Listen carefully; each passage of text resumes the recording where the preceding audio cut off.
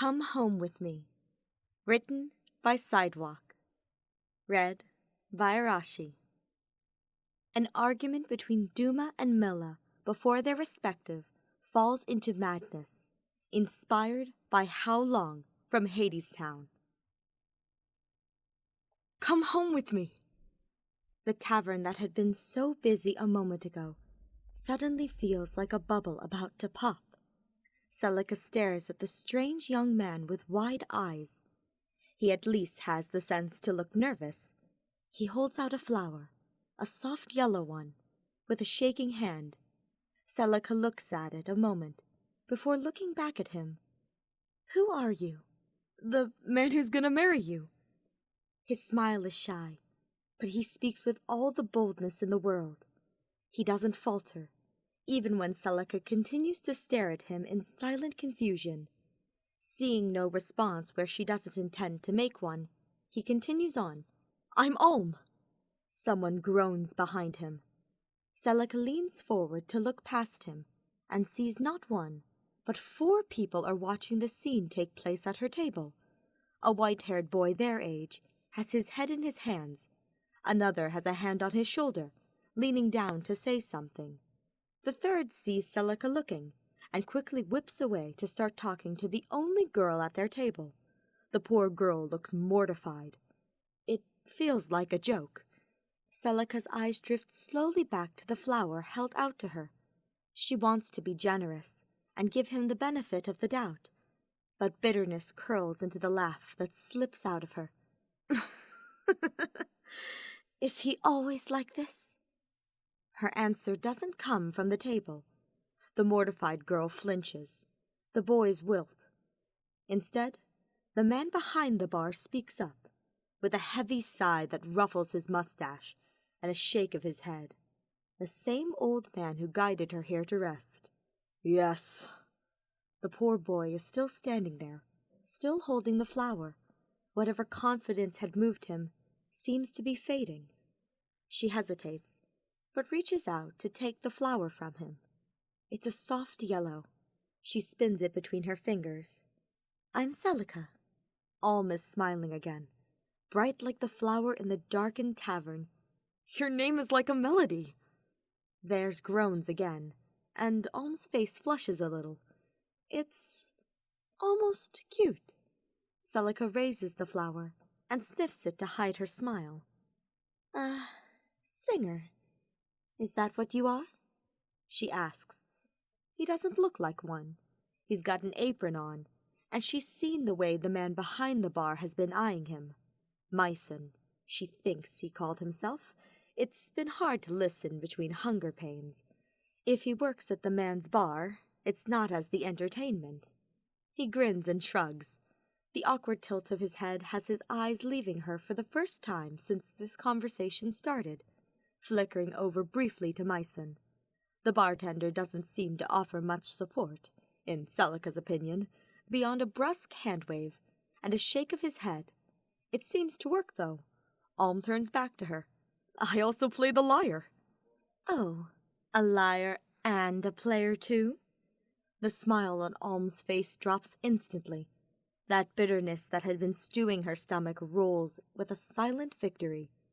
Celica grits her teeth together, trying to contain it from slipping out.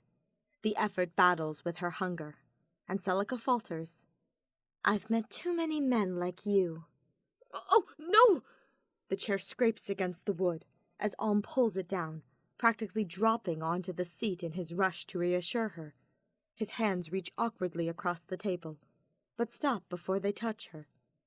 In doing so, Celica notices something. A mark on the back of one of his hands, faintly visible in the candlelight. Celica's eyes widen. It's not the same, but it looks almost like the one on her palm. She wants to ask about it. She opens her mouth to do so, but before she can, Ulm is speaking. I'm not like that, he says with gravity, as if assuring her of this is the most important thing he's ever done in his life. And maybe it is. Celica looks at his hand again, at the mark she has never seen before on anyone else. When she found herself here, Hungry and tired, she had thought it was just a chance and a kind old man who had urged her into the tavern. Now, she wondered. A glass of water is placed down in front of her. Alm jumps and leans back, babbling something as the two looked up at Myson. Again, he sighs, but this time, Myson looks at Celica. "He's not like any other man you've met," he tells her. Something in Myson's gaze holds Celica, as though just his look saw through her old coat and messy hair, unlike the looks of any other men who had stopped her before, though. This one felt warm. Myson looks like there is more that he wants to say, but he turns to Alm and clasps a hand on his shoulder. "Tell her what you're working on," he orders, before returning to the bar. Alm brightens like the rising sun. It's so abrupt, Celica can only stare at him as he starts to ramble about whatever Myson had prompted. It occurs to her only now that Alm is handsome. Charming. What a silly observation to have so late into the conversation. "It isn't finished yet," Alm presses on, laughing awkwardly as he spins the flower by the stem. "But when it's done, and when I sing it, Milla will come again." Celica jerks in her seat. "Come again?" Alm grins. "Milla will come." "When?" Celica's harsh words cut through the glowing smile that Alm had managed. Something that tastes like guilt starts to spread, but Celica grabs it and smothers it before it can stop her. Nobody's heard or seen Milla since... no one can recall. Her heart hurt to say it. It felt like a betrayal to someone Celica had never even met. And yet, someone who was mother to her, and all others all the same.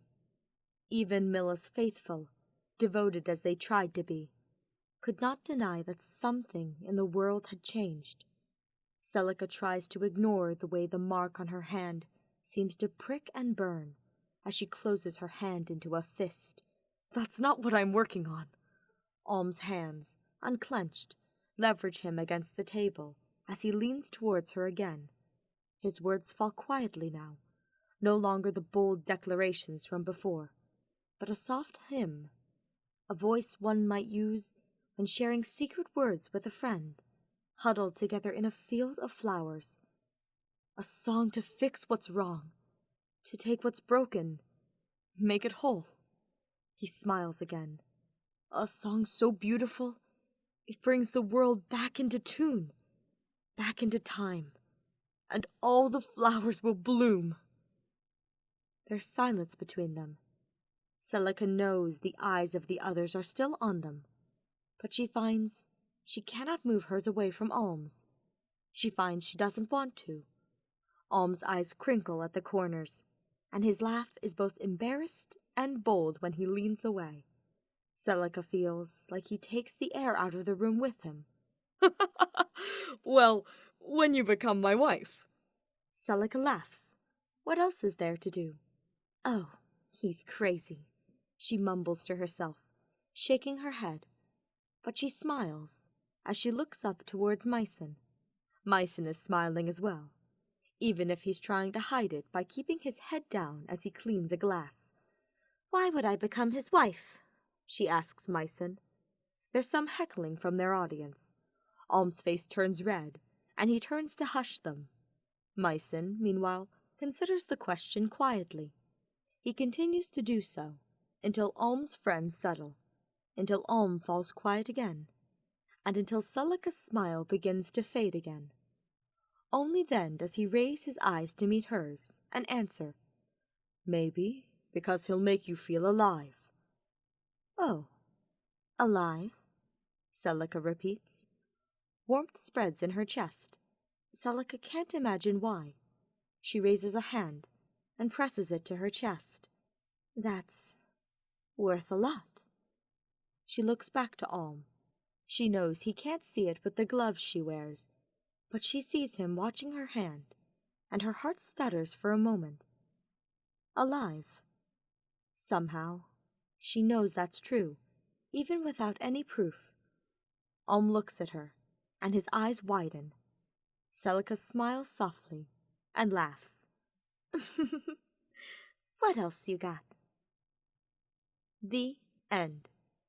Thank you for listening.